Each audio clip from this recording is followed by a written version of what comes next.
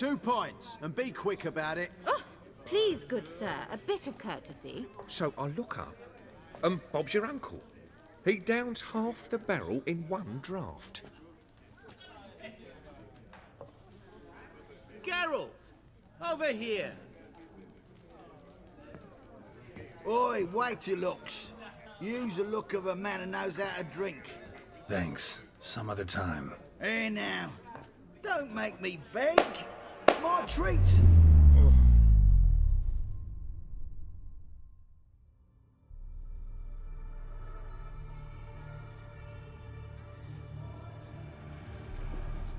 It's in this scene, after completing Olgierd's 3 wishes, when Gaunter O'Dimm's mask finally slips. An unsettling reveal that O'Dimm possesses a power that Geralt can't hope to contend with. If O'Dimm wanted to, he could kill anyone, anywhere, with just a clap of his hands. As this guy finds out the hard way. Oh Christ, Jesus, fuck! Which makes his choice to weave inscrutable contracts and webs of manipulation around his victims all the more sinister. It naturally invites the question, just who is he? Geralt straight up asks, but is refused by O'Dimm. You're not human, that's clear. So what are you? A demon? A djinn? Do you really wish to know? Yes. No, Geralt. You don't. This one time I shall spare you and not grant your wish. While the game might flirt with a more explicit answer, What the devil? his precise nature is left intentionally vague, because he's less of a defined entity and more of a manifestation. A manifestation of what? Well, the expert of the occult that Geralt visits certainly has an idea. Know anything else about the man? Gaunter O'Dimm is no man. He is evil. Evil which assumes various forms. Forget about him, or die. The thing that puzzled me throughout Hearts of Stone was Gaunter O'Dimm's other names. Master Mirror, Man of Glass. What did these titles allude to? Smarter people than me probably put this together in an instant, but the thing about O'Dimm is he simply reflects back onto those he interacts with. With Geralt, he's cool-headed, reasonable, and considerate. He even throws back Geralt's signature dry humour. But with Olgierd, O'Dimm is ruthless, cruel, and uncaring. This reaches more of an extreme with Olgierd's brother Vladimir, with whom O'Dimm reflects back his hot-headed nature, lack of thought for anyone else, and inflated ego. Contrast that with when he's around Shani, where he acts extra polite, gentle, and even a little romantic. O'Dimm isn't devoid of his own personality or motives, but his temperament changes with those around him, mirroring their character in ways that are often revealing. In his dealings with Geralt, he's fairer, while with Olgierd, it's hostile. If he is evil manifest, fated to root it out in those around him, then the nature of his contracts becomes clear. His intent is to test his victims. Nobody enters into an agreement with him against their will. Even if in Geralt's case the circumstances were less agreeable, they have to voluntarily enter a pact with him. That's the sadistic pleasure he gets from his game, having people defeated by their own greed or cruel intentions. As a victim, Olgierd is wholly unsympathetic. I mentioned in the last episode how vague the nature of his contract even is, but what we do learn about his past paints all his errors as his own. No trickery, no misunderstandings. The prince and Iris were hurt by him deliberately, and so too, we eventually learn, was his brother. Olgierd was to sacrifice one he loved. O'Dimm delights in difficult choices. He knew Olgierd loved 2 in this world, his betrothed and his brother, Vladimir. Olgierd chose, and soon thereafter married his beloved Iris, his fortune restored. So the moment Olgierd nears the completion of his pact and throws his final claws in O'Dimm's face, only to have the rug pulled out from under him, well, it's devilishly delicious. The pact states you can take it only once you've fulfilled 3 wishes and... And we stand together on the moon. Well, what do you know?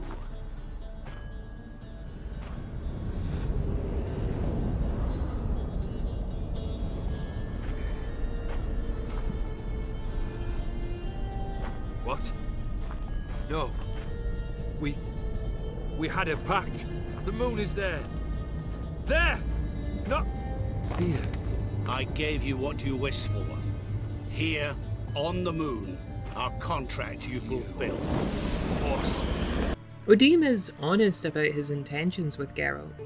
I give folk what they want, nothing more.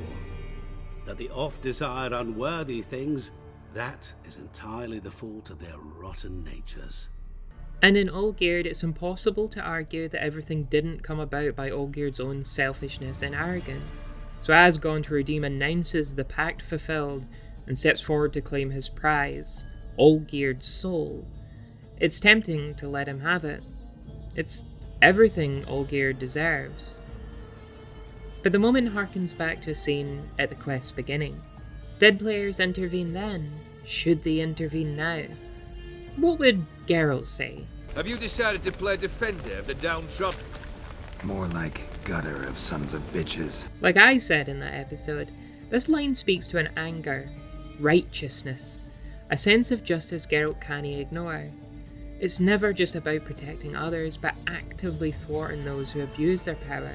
So deciding whose side to take in this quest is less about trying to save Olgierd, and more about challenging O'Dimm to not give in to your own selfish instincts. The only thing necessary for the triumph of evil is for good men to do nothing and all that. If you let it happen, you get some paltry rewards and an ending that feels pretty hollow, an anticlimax created by your inaction. It's the game low-key signalling to the player their defeat and the emptiness of self-interest. Even seeing Olgierd defeated doesn't feel all that much like justice. Most players are, I imagine, inclined to intervene. Wait. Do not interfere, Witcher. Remember what I did to the last fool who interrupted me. You grant wishes, right? Grant mine and release him. He must repay his debt. Let him go, and I'll take it on. We'll call it mine. You wish to give your soul for his? No, but we can play for them. I lose, you take mine and Olgierd's. But if I win, you release us both. The Witcher tries to defeat O'Dimm by tempting him with the one thing he knows he wants. And happily, the man accepts. Very well. But we shall do this my way. Geralt has to beat O'Dimm at a game of riddles, and folk will be quick, I'm sure, to point out that the riddle isn't all that difficult. But I'd argue that that's the point. Geralt doesn't win because he solved a riddle. He won the moment he decided to stick his neck out for a stranger, a man who tried to have him killed, a man for whom it would be all too easy to let get his well-deserved comeuppance. In that moment, like the attempted beheading before it, Geralt proves his virtue. There's one important detail in this ending though. Geralt must find O'Dimm in glass that doesn't shatter, which is obviously a riddle for water, but specifically Geralt discovers O'Dimm hiding within his own reflection, signalling one last time his true nature. He's not a demon or a djinn, he's the evil, or at least the capacity for it, that resides within us all. In his final moments his appearance even changes, with snake-like eyes, not dissimilar to those of Geralt. Upon his defeat, O'Dimm applauds Geralt, and I can't help but feel he was rooting for him the whole time. Like he saw the spark of altruism in the Witcher and wanted to test it. When Geralt fails to fall into his usual trap, he can't help but congratulate him. Although O'Dimm's final words aren't themselves encouraging. He says, "You are insignificant. You think you've defeated me, but you are wrong. I can't be killed. I will be back." Be gone. You've lost.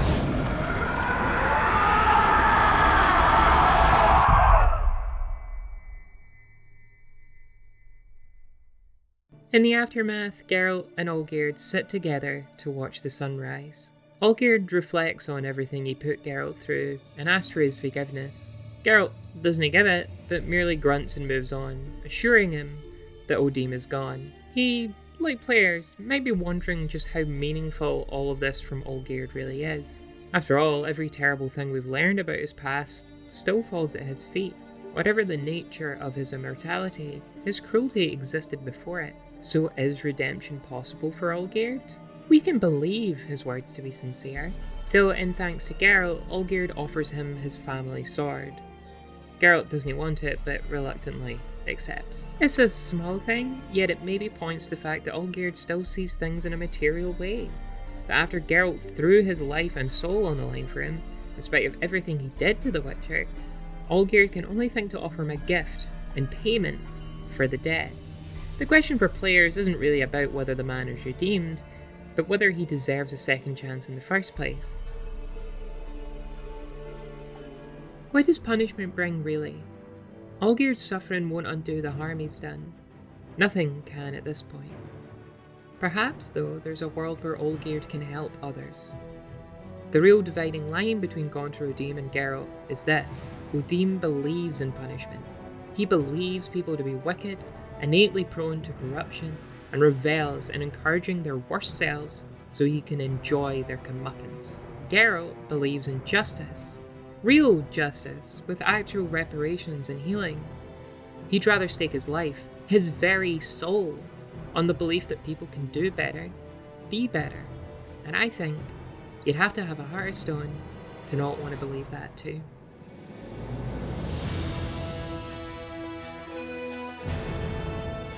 Hey, thanks for watching, and thank you so much to my patrons whose support makes these videos possible. This wraps up Hearts of Stone, but we still have Blood and Wine to come, so keep your eyes peeled for future episodes on that. But before I get into Blood and Wine, I'd like to take another wee break to do a one-off episode on a beloved and overlooked game.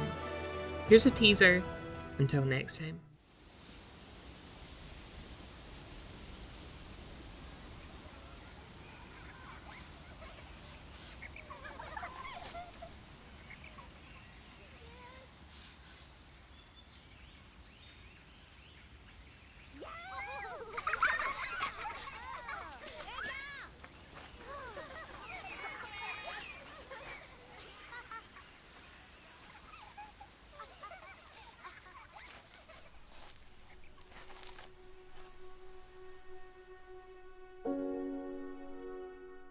And if you enjoy these videos, please do consider supporting me on Patreon. It's what allows me to keep doing what I'm doing. Plus, you get to see episodes like this early, ahead of the public. So, that's just one cool little perk besides keeping me afloat. So, if you enjoy this, if you like seeing me do what I'm doing, please do support me on Patreon. It makes a big difference to me.